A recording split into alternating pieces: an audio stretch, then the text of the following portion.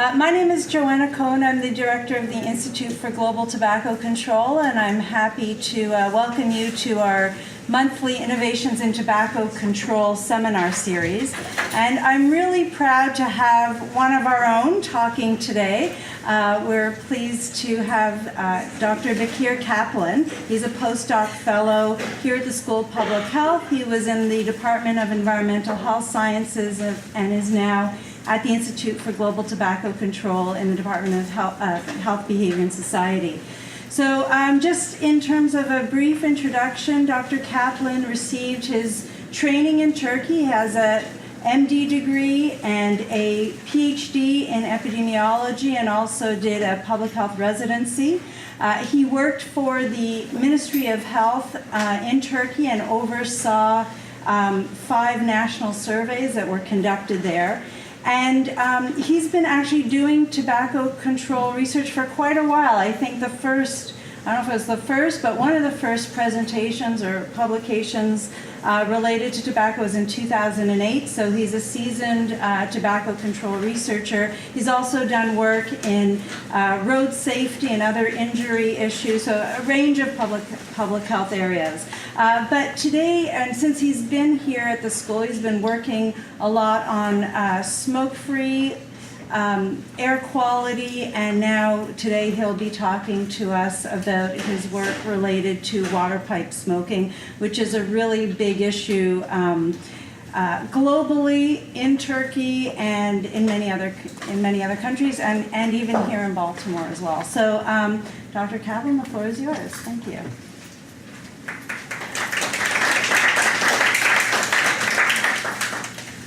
Thank you for introducing me, Joanna, and I am very glad to be here. Thank you so much for coming. Today I will present our study, but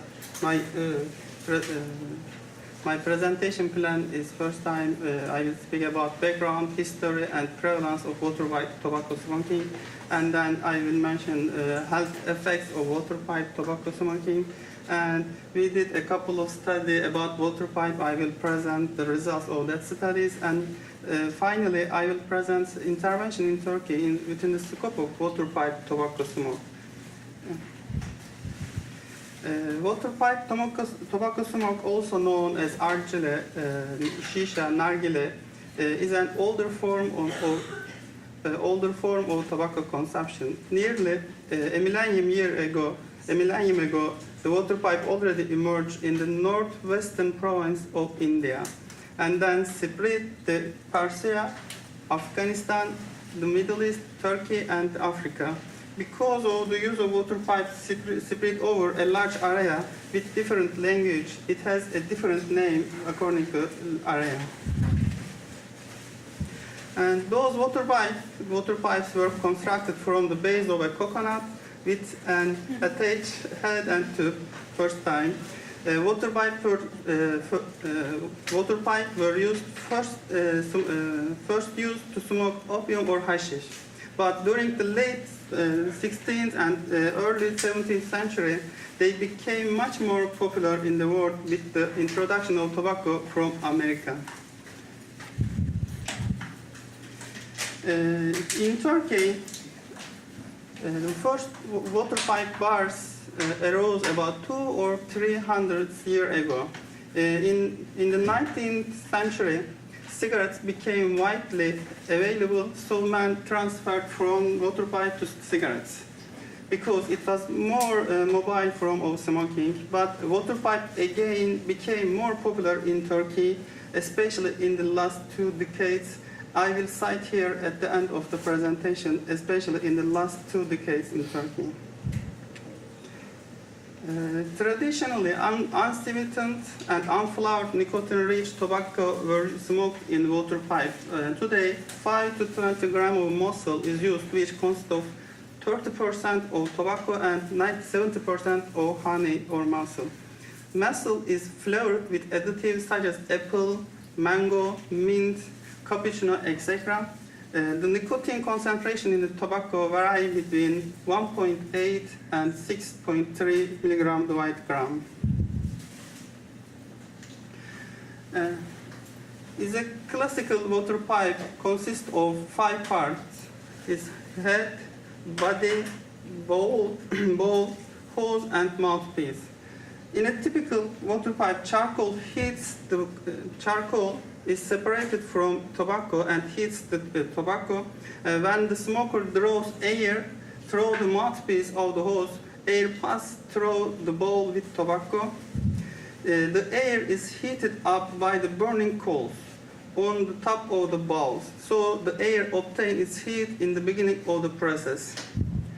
In the water pipe, smoke is cooled down and gain moistures, and after passing water jar, smoke proceeds through the hose into the mouth and the lung of the smokers. Smokers inhale both charcoal and tobacco smoke to body. And prevalence, as you know, currently water pipe is getting more popular for some major reasons in the world. One of them is introduction of the flavored tobacco mix and mushrooming of hookah establishments and aggressive marketing and media hype about these new trends. As you know, water pipe is traditionally used in the Middle East area. In the Mediterranean and Arabic countries, prevalence of water pipe range between 1 to 15%, and many studies in US focus on high school or college students. Of the adolescents nationwide in the US, 7.3% reported ever trying water pipe, and 3.6% students reported using water pipe within the past month, according to Global Youth Tobacco Survey in US. And 10 to 20% of some young adults population are current water pipe users in the US, and it's increasing trends.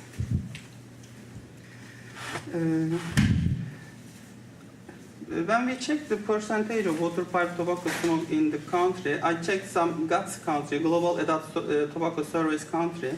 In Turkey, while the tobacco consumption were 27.1%, but water pipe tobacco smoking was 0.8%. And it's similar with Brazil, and the highest percentage of water pipe tobacco consumption is in Russia, and 3.8%, and Egypt, 3.3%. It was highest in the Turkey before the interventions of Turkey. And it is estimated that 100 million people use a water pipe smoke in every day. Health effects. There is some possible myths about water pipe health effects. For example, the most important myth is supposed that the use of water pipe is not as bad for health as smoking cigarettes. But the research has proven that, contrary to what people think, water pipe tobacco smoke can be as harmful or even more harmful than cigarette smoke.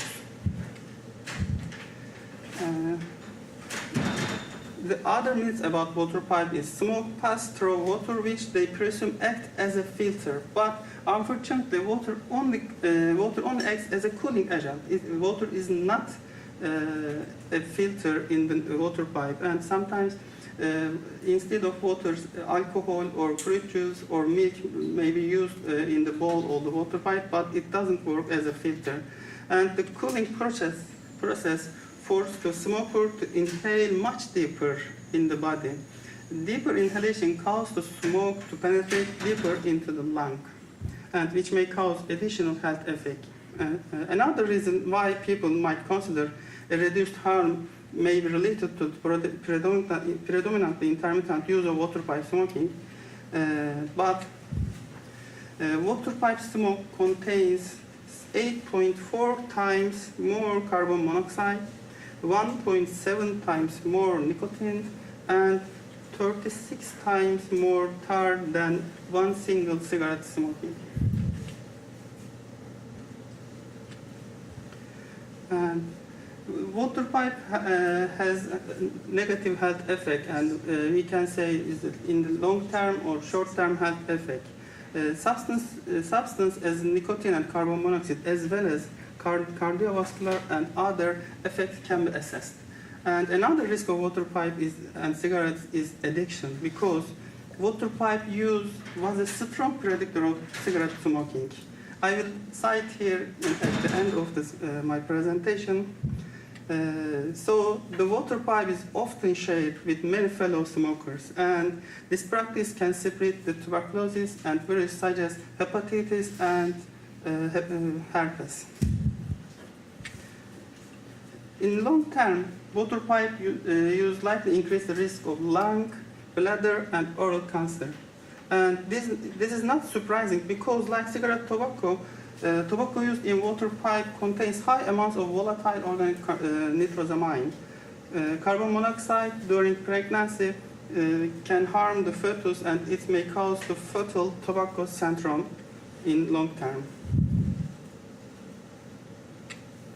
And I especially mentioned about the heavy metals in this slide.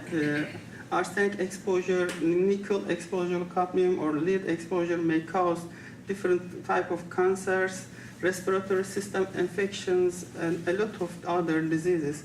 And we can say water pipe may affect the health as negative or much more than cigarette smokes. I will present three studies in here, and first study of my is secondhand smoke in water pipe tobacco venues in Istanbul, Moscow, and Cairo. As a second, metals and secondhand smoke tobacco exposure in water pipe tobacco venues in Istanbul, Moscow, and Cairo. And my last study is about particulate matter 2.5 level in hospitality venues in Turkey. And I want to introduce my research group, and Patrick Breeze, Anna Navas, Joanna Cohen as a principal investigator. I want to thank them a lot. And I want to thank Institute for Global Tobacco Control for supporting us, and Catherine, Jolie, they made an incredible work in the field during the research. Thank you so much. And thank you, other colleague. Secondhand smoke in water pipe tobacco venues in Istanbul, Moscow, and Cairo. Compared to controlled experiments, real-world studies of water pipe secondhand smoke are more likely to capture the expected variability in the water pipe tobacco composition, smoking behavior, and environmental factors. Most existing studies have been conducted with small samples, limited air markers of SAH. And the purpose of this cross-sectional study was to quantify secondhand smoke levels and describe the characteristics of water pipe tobacco venues in Turkey, Russia, and Egypt. This study was conducted in the major cities in the countries, Istanbul in Turkey, Moscow in Russia, and Cairo in Egypt.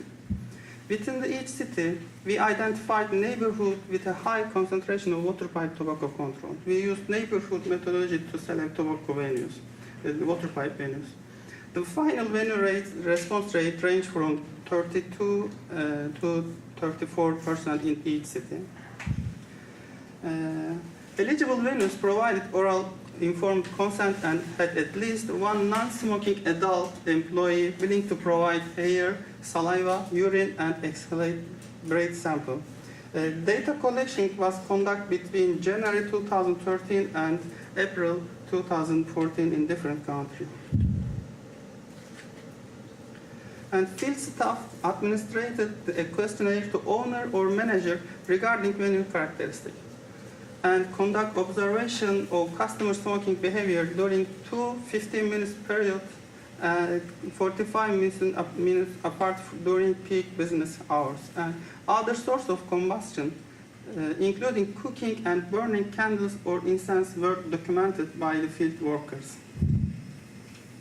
And for study, we measured particulate matter 2.5, carbon monoxide, particulate-bound polycyclic aromatic hydrocarbons, and NNK, I can say, is a tobacco-specific nitrosamine, and nicotine in the air, in indoor air. Trained field staff placed a backpack containing air sampling equipment for PM2.5 carbon monoxide and NNK in a convenient central location of the venue.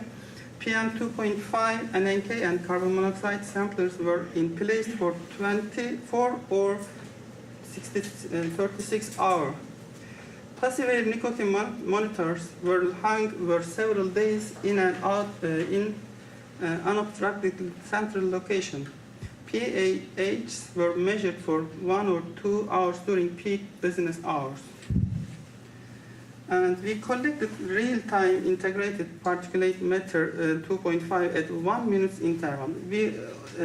All constituents were collected in 1 minute interval with PDR 1200 indirect measure based on light scattering, and we adjusted humidity and temperature for particulate 2.5 results, and nicotine was collected passive time integrated samplers, and we measured carbon monoxide with EL USB carbon monoxide samples, and we collected PHA for photo PAS 2000 with this mission, and you can look to the article, you can check the details of methodology in the article of CATS. And particulate matter 2.5 were collected with a side pack AM 510 personal aerosol monitors. Due to logistic difficulties, we were unable to collect 24 hours of continuous particulate matter 2.5 and carbon monoxide for all venues. Therefore, we selected up to 4 hours of particulate matter 2.5 and carbon monoxide data representative and peak occupancy time to coincide with the field worker observation and PHA's measurements. The entire sampling duration for PHAs was used as collected. For NNK, we used 23 hours or recorded duration of the PDR monitor, whichever was shorter. For nicotine sampling duration, we used the field workers' reported replacement and removal times. Indoor air sampling was conducted during all days of the week, both during the usual working and non-working days in each city. And we studied 46 waterpipe tobacco venues, including 9 in Istanbul, 17 in Moscow, and 20 in Cairo. And we observed a mean of 22 customers in totally. That it was similar in each city, and we measured the number of active total smoker density. It ranged from 1.6 to 7.1 in Istanbul and Cairo. The lowest level of the number of active smoker density is in Moscow. And the proportion of mechanic ventilation system, air conditioning, and cooking were highest in Moscow and lowest in Cairo. And outdoor area were lowest in Moscow and higher in Istanbul and Cairo. We found considerable variability in secondhand smoke constituent mean across the city, especially particulate matter level were above 100 microgram per cubic meter. It is very highest than Environmental Protection Agency standards and World Health Organization standards in the venues. And the results were vary between the cities, especially carbon monoxide and particulate matter level. And it is saying, and we observed moderate and significant correlation between mean particulate matter level 2.5 and PHAs at each venue. and mean carbon monoxide was moderately correlated with both NNK and PM2.5, and other correlations were less strong or not statistically significant. And none of the city-adjusted association comparing secondhand smoke markers by nicotine tertiles were statistically significant. However, there was a suggestion of higher level with increasing nicotine tertiles for carbon monoxide, PAH, and NNK.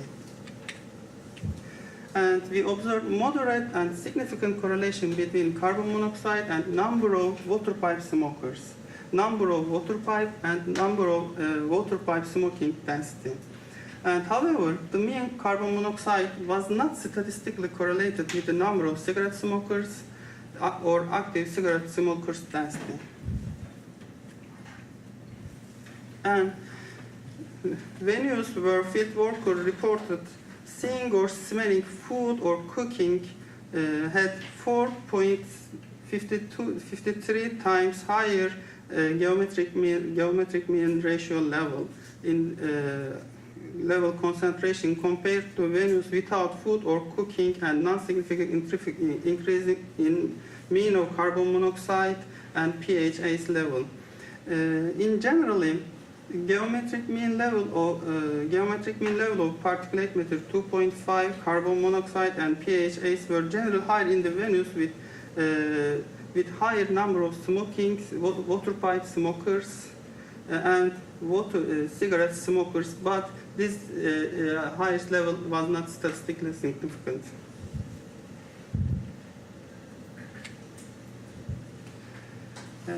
This study, comprehensive indoor air sampling and data on venue characteristics, adds to the growing body of evidence reporting that secondhand smoke emission in the waterpipe venues are a potential threat to health of employees and patrons.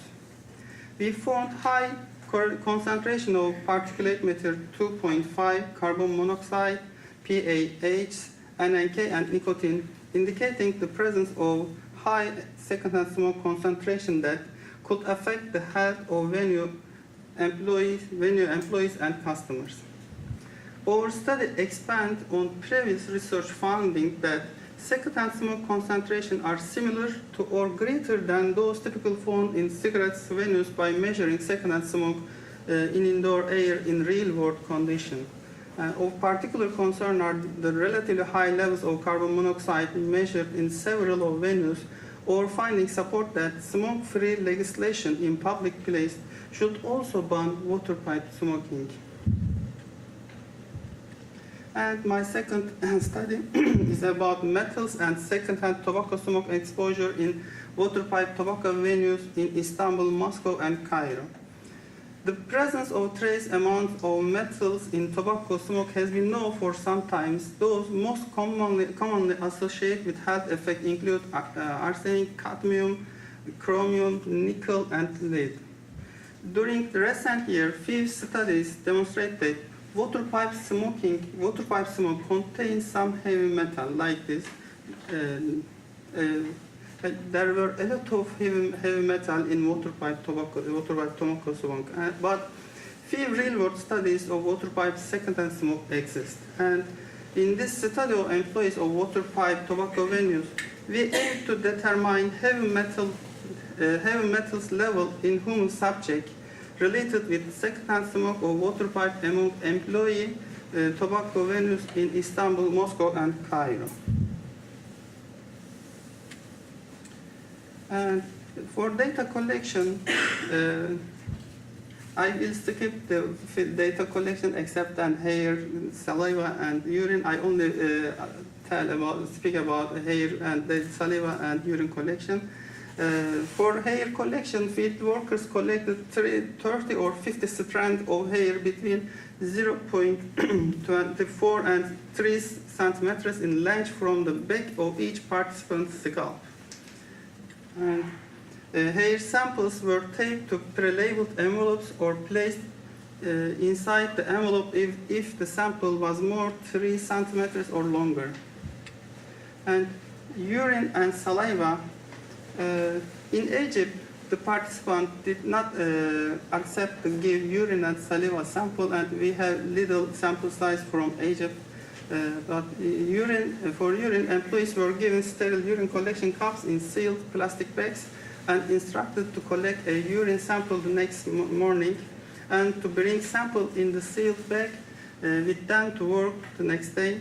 And saliva, employees chewed on a cotton swab for at least 24 seconds or until saturated and expelled the swab directly into a plastic tube. And tubes were sealed tightly to prevent evaporation. Samples were stored in a cooler with ice until the end of the day, temporarily stored at negative 20 centigrade degrees before being shipped or on dry ice to Johns Hopkins. And the final sample included 198 employees, in 71 in Istanbul, 103 in Moscow, and 24 in Cairo. These are only hair samples. And the majority of employees had less than a high school education. And in Istanbul and Cairo, about 90% of the employees were men, and half of the employees in Russia were women. And smoking cigarettes prevalence was overall, current cigarettes and waterpipe smoker prevalence were 34% in generally. It was lowest in the Moscow and 50% in Turkey and 54% in Cairo. And overall, we found statistically significant and moderate correlation among the urine nickel, urine lead, and urine cadmium level. And it is same with hair nickel, hair cadmium, and hair lead level. There were moderate and significant statistical correlation. There were significant correlation between them. And saliva nickel and hair nicotine, there were mild correlation.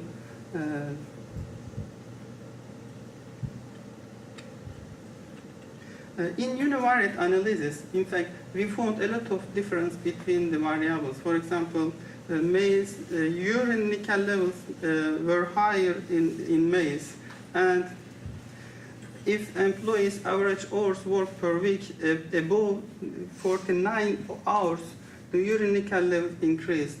And secondhand smoke from cigarettes, if higher than 41 hours, urine nickel level increased. The same as water pipe. But after adjusting analysis, these differences were lost. And in univariate analysis, there were statistically significant difference between the urine nickel level, cigarettes and current cigarettes and water pipe user and never or former users.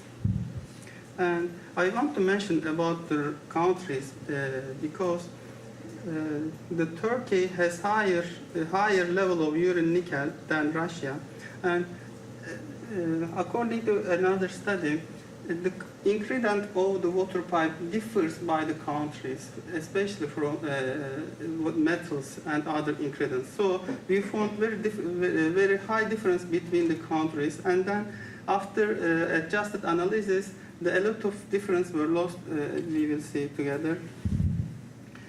And urine results, when we check the urine results, after adjusted analysis, there were no statistically significant results, but especially if employee exposed to our secondhand smoke from water pipe per week above than 21 hours, geometric mean ratio were higher, 1.4 times than others. It was in border for significance, and we may see urine lead level if employee current cigarettes and water pipe users, urine lead level were 1.66 times higher, but significant, not significant, but in the border. And we adjusted the results with age, sex, work hours, hair treatment and country, because hair treatment may affect the heavy metal levels, especially hair results. And there were a significant difference between the age. With increasing age, urine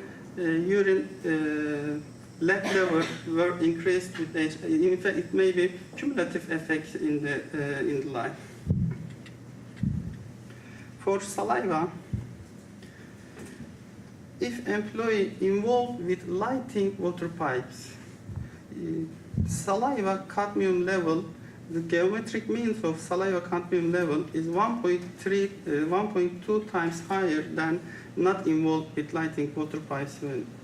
And if employee current cigarettes and water pipe users, the geometric means of saliva cadmium is 1.26 times higher than never former smokers. And I want to mention about saliva nickel results.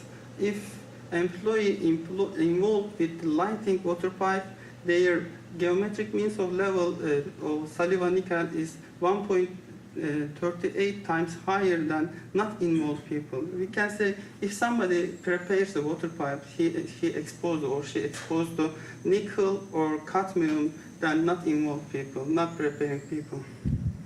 And there were different, the other results were not significant, but I can show that if somebody lives with a smoker, the geometric mean ratio 1.25 times higher, but not significant in the border. And hair results.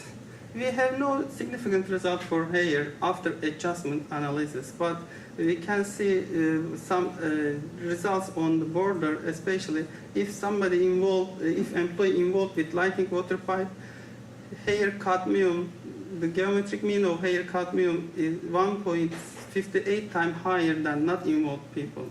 And it is same with the hair lead level. We can say at the end of this study, if somebody involved in the water pipe, preparing of the water pipe, he exposed or she exposed to heavy metal levels than others. And up to now, this is the first study to determine some heavy metals level in human subject related with secondhand smoke or water pipe among employees of water pipe tobacco venues. We found elevated cadmium and nickel level in the saliva sample of employee who involved with lighting water pipe. The elements nickel and cadmium have been classified as human carcinogen, and these metals could be related to health effects associated with water pipe tobacco exposure, including cardiovascular diseases, reduced pulmonary function, and several types of cancers. And the last study is particulate matter 2.5 level in hospitality venues in East Turkey. Turkey is located between Europe and Asia, and the population size is about 80 million, and the area about 783 kilometer square. And overall, in 2012, 27.1% people were smoked, adults were smoked in Turkey, and 41.5% of men and 13.1% of women currently smoke in Turkey in 2012. And water pipe tobacco consumption prevalence is 0.8% in Turkey. In this cross-sectional observational study, we measured particulate matter level in hospitality venues, including water pipe venues, in the one city in each of the 12 first-level subdivisions used in Turkey by the European Union nomenclature or territorial units for statistics. We usually say NUTS in Turkey, and we have NUTS level, and we have 12 regions in Turkey. We usually use NUTS level for proportional sampling. And these are the highest cities in each region. Overall, 50% of the population was covered by these 12 cities. Within the urban district of each city, the Turkish Statistics Institute randomly selected either 10 sampling points for the 3 major cities, Istanbul, Ankara, and Izmir, or 5 such points for the smaller cities. Around each sampling point, our field workers visited the closest hospitality venue. And the field workers gradually expanded the search until 1 or 2 of each type of venue had been located around each sampling point, and a pre-specified target number of venues of each type of bean had been located in each study city. And we measured for 20 minutes in main bar area, for 5 minutes on the patio or terrace if present, and finally for 5 minutes outside the venue but near the entrance. And for each sampling location, the number of people and smokers and the exact date and time that the air monitoring was started and finished were recorded. Totally, 165 venues were selected to study, and when we looked outside, inside, and patio particulate matter level by number of smoking people, the inside particulate matter level were higher than outside and patio. In Turkey, after the 2008 regulation, the venues changed something about for smoking because they add the showcase in front of their venues.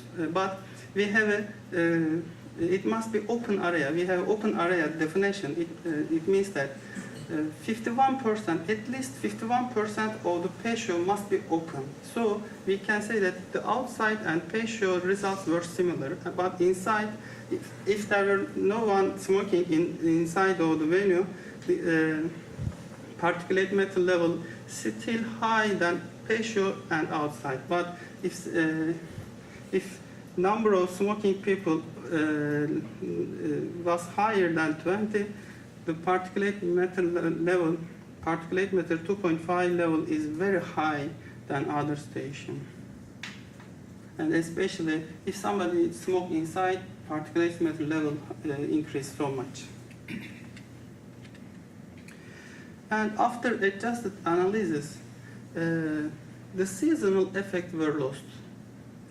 In fact, I was expecting the difference in the winter or other summer, but the seasonal effect were lost, and it's completely related about the smoking number of smoking people in the area.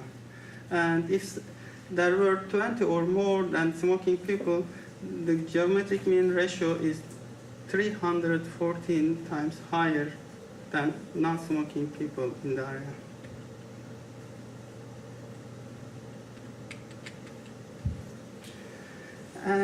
At the end of my presentation, I will mention about interventions in Turkey about waterpipe. As you know, Turkey has made a substantial progress in the tobacco control in last 2 decades. Turkey first country to achieve all 6 empower measures at the highest level. And the first tobacco control law was accepted in November 1996 as law number 4207. This is very famous law in Turkey. And major items in law were bans on smoking in some public place, not all public place, in 1996. And all kinds of advertising and promotion were banned. And health warning must be included on the package of the cigarettes. Law 4207 does not cover waterpipe in 1996. So the waterpipe coffee increased so much in Turkey. For example, in 2001, I began to university, and waterpipe coffee were so famous in our city. And I was invited a lot of time to waterpipe coffees because after the cigarettes ban, especially tobacco company tried to promote water pipe use because, as you know, water pipe tobacco is a strong predictor of cigarette smokes. And in 2009, the use of all kinds of tobacco products, including water pipe, coffee, were banned in all enclosed public places. In order to circumvent the new law, water pipe coffee started to offer some herbal or aromatic water pipe products that they claimed did not include tobacco leaves. But it was very difficult to differentiate whether or not this includes or not include tobacco leaves. So, the avoid use of aromatic water pipe at enclosed public place, the definition of tobacco product has been changed on 2013, and the law states that any water pipe and cigarettes which do not contain tobacco but used in a way to imitate the tobacco product shall be considered as a tobacco product. And then with this change, smoking aromatic water pipe is banned in water pipe coffees, as is selling or offering tobacco product, water pipe, and similar product, whether or not contain tobacco.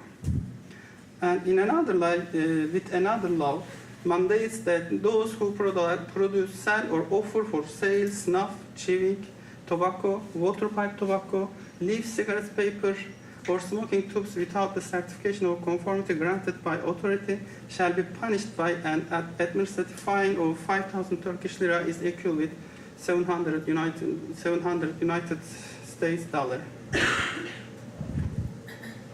And another intervention about water pipe.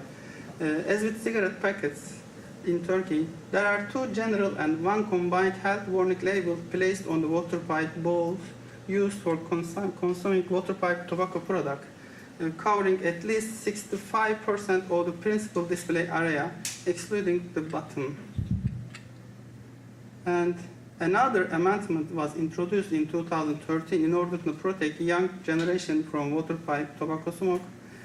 The venues where water pipe tobacco products are smoked must have a door-to-door distance of at least 100 meters from formal education institute, tutoring center, and student dormitories.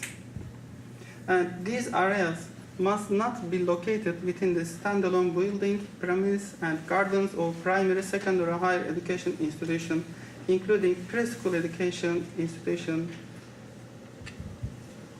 And this is the cigarette sale, number of cigarette sales in Turkey between 1925 and 2011, especially after 1984, cigarette sale number increased dramatically, because before 1984 there were only state monopoly in Turkey. The state was governing the tobacco marketing, but in 1994 international brands were allowed to import in Turkey, and then number of cigarette sales were increased dramatically. And in 2000, it exceeded 100 billion cigarette sticks. But after 2008 law, 2 years later, after 2008 law, the cigarette sales stick were decreased below 100 billion cigarette sticks. And it's still decreasing just now. And water pipe, the prevalence of tobacco smoke was 31.2% in 2008, but after law in 2008, regulation law, tobacco consumption prevalence decreased 27.1% in Turkey.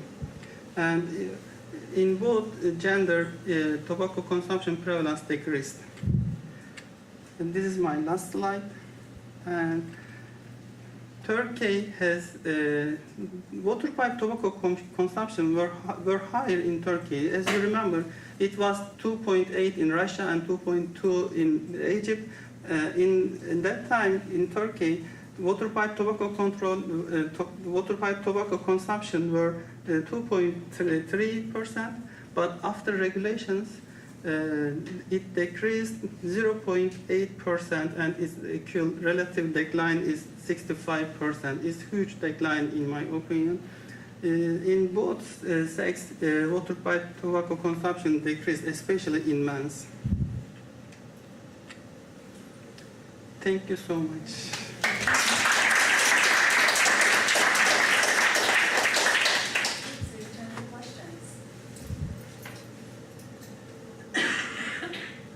In your second presentation, you talked about measuring different metals with hair, urine, and saliva. Can you talk a little bit about why you chose to measure in multiple mediums, and if that influenced the way you interpreted your results at all? In fact, we measured 5 different heavy metals, but some of them, arsenic and antimony, high percentage of the results were under the limit of detection, so we exclude them. And for these 3 metals, a lot of results were over the limit of detection.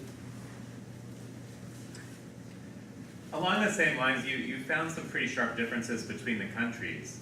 Would you explain that based on different source of the tobacco that's being used, or are people using the hookah differently? I was just curious of what your hypothesis was for why there was such different concentrations of metals in the, between countries. Yeah, especially it may be related about tobacco leaf, because tobacco leaves contain a lot of heavy metals, and the location, for example, in Egypt, it may be different, especially related with land and soil. It is one of the reasons why this is different. It doesn't explain all reason, but it's only, I can say, for example, in Egypt, the heavy metal levels were higher than other countries in tobacco leaf, water pipe tobacco leaf.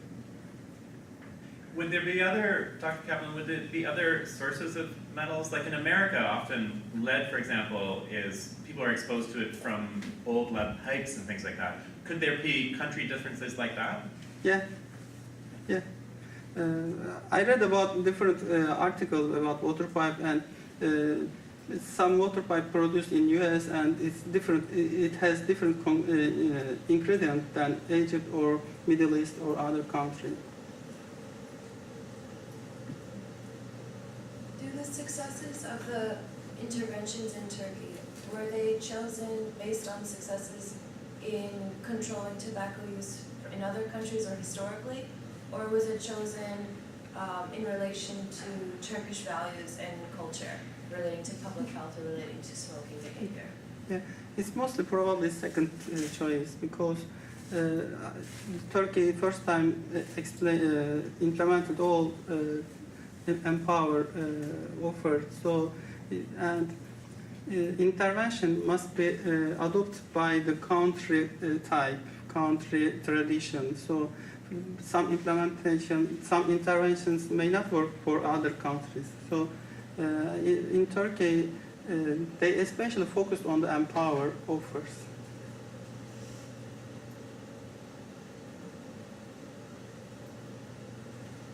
Based on these the ban and the policies put in place, have they seen an increase in other types of tobacco products? Obviously cigarettes, you showed that it plateaued, but for the most part, what have other products looked like?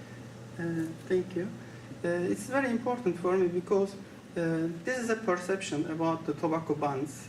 For example, I can say that in 2008 law, the private area, for example, house or car, is not banned for the tobacco smoking, but the people were aware of the tobacco control, and they began to not smoke inside their house. It may be related like this. The general perception became the whole country, so a lot of people began to think to quit smoke. For example, 90% of the people, including smoking people, they were supporting the ban, tobacco ban. I was interested in your findings around lighting the water pipe, and maybe this is related to the previous question. So this study focused on water pipe cafes.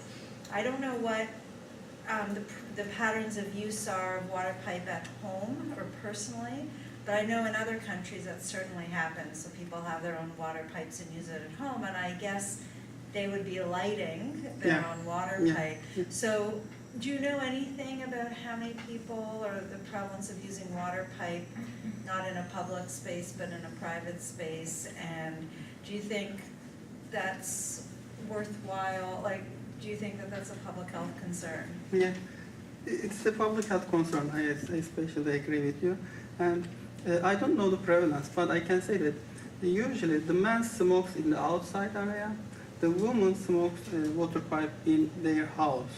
So I can say the women were more exposed to water pipe smoke than men, because the men only smoke them, not prepare. It is the scope of our results. But I don't know the prevalence of the inside the water pipe tobacco smoke. Can you talk a little bit about the mechanism of enforcement in these water pipe cafes? Like, how are they regulated? If they're complying with the law? They were against all the law at the beginning of the regulations, but I can say about cigarettes bans after 2008. A lot of coffee houses especially explained that we will lose the customer if the cigarette smokes ban in the enclosed area. But we did a lot of study about tobacco control, and we showed that for example, customer number didn't decrease after the tobacco ban because they changed the family place instead of the smoking area, and the family began to go to other hospitality venues. So after this issue, they showed that or their customer numbers didn't decrease, and just now everybody is agree with tobacco ban just now, but especially in first year of the tobacco control ban, there were a lot of against people to tobacco. One of them is congressman, because they are trading tobacco leaf in Turkey, and unfortunately, it's the main issue about enforcement of the tobacco is the losing customers. So I said this example. And I believe that if water pipe tobacco smoke bans in water pipe coffee, and these are not water pipe coffee, in fact, these are hospitality venue, including water pipe. And if they put off outside area, I believe that they will not lose customer. So we can force the tobacco control ban in Turkey.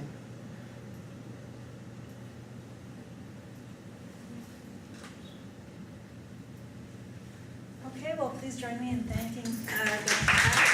Thank you so much.